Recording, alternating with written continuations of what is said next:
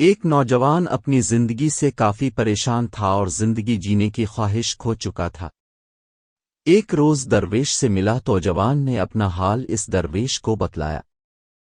کہنے لگا کہ بہت پریشان ہوں، یہ دکھ اور پریشانیاں اب میری برداشت سے باہر ہے۔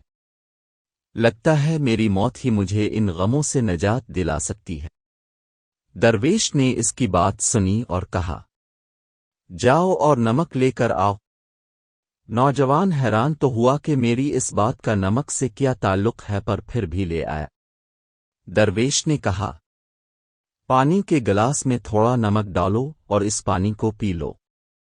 نوجوان نے ایسا ہی کیا تو درویش نے پوچھا، اس کا ذائقہ کیسا لگا؟ نوجوان بولا، بہت ہی خراب، ایک دم کھارا۔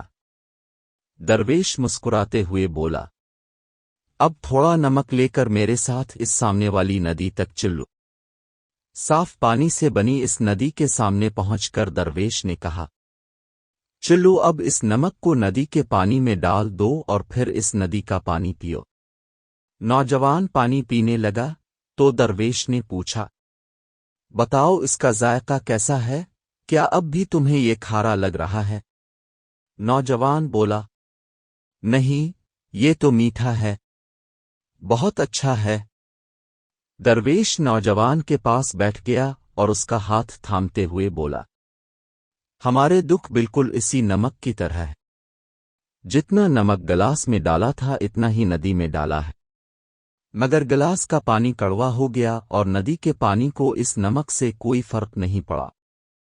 اسی طرح انسان بھی اپنے اپنے ظرف کے مطابق تکلیفوں کا ذائقہ محسوس کرتے ہیں۔ جب تمہیں کوئی دکھ ملے تو خود کو بڑا کر لو، گلاس مت بنے رہو بلکہ ندی بن جاؤ۔